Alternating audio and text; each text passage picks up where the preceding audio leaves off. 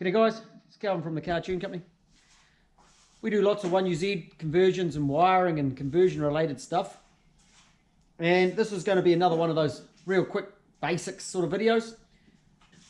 This one we're going to talk about the manual tensioner for the front accessory belt. So it looks like this one. They're a pretty simple unit. One of the big issues they have is people break off the bolt.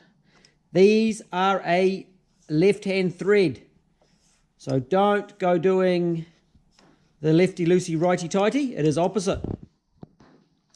And what's inside them? Well, I've ground off the nose of this one. We'll have a bit of a look. There is a spring inside. There we go. We just got a big spring. Sits into the hole there, and a bushing. So pretty basic unit. The spring is under a reasonable amount of tension, so when they come off, they sit like they sit here. They actually need to turn around. That far is their untensioned amount, and as they tension up, it sits up more like that. They do have a pointer on, which is the ideal place to have the belt. That's the resting position, and you want it up in this position here ideally when it's got a new belt on it.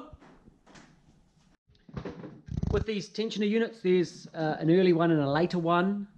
The later one coming from the 3UZ.